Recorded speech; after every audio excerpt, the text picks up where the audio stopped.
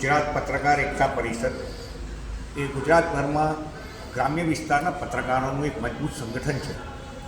આ વ્યાપક સંગઠનને વધુ મજબૂત બનાવવા માટે સમયાંતરે હોદ્દેદારોની જે નિમણૂક કરવામાં આવે છે એમાં આજે ડભોઈ તાલુકા પત્રકાર સંઘના પ્રમુખ તરીકે પ્રદીપ બારોટની નિમણૂક કરવામાં આવી છે.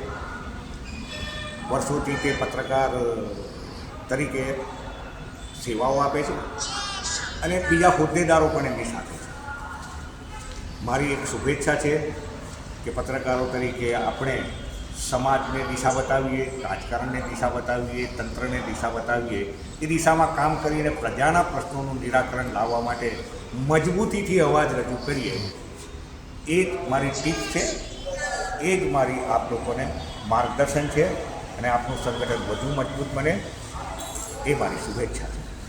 આજરોજ વડોદરા જિલ્લાના ડભોઈ તાલુકા ખાતે પત્રકાર એકતા પરિષદની એક મિટિંગ યોજાઈ, જેમાં પાછલા 3 વર્ષથી કેતનભાઈ રોહિત અમારા ડભોઈ જિલ્લાના ડભોઈ તાલુકાના પ્રમુખ હતા અને હમણાં એમને સ્વેચ્છાએ રાજીનામું મૂકી અને બીજાને આ તક આપો એવી રીતે અહીં ગાડી અમે ડભોઈની અંદર આજે નવા પ્રમુખ તરીકે પ્રદીપભાઈ બારોટની નિમણૂક કરી છે અને પાછલા અમે 8 વર્ષથી આ સંગઠનમાં બધા જોડાયેલા છે અને વડોદરા તેમજ ગુજરાત સમગ્ર 33 જિલ્લાઓમાં અમારી સાથે અત્યાર સુધીમાં 10,500 પત્રકારની ઉપર લોકો જોડાયેલા છે.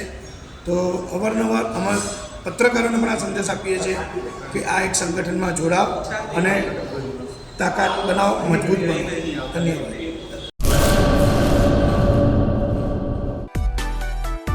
માં motor driving, safe and sure driving.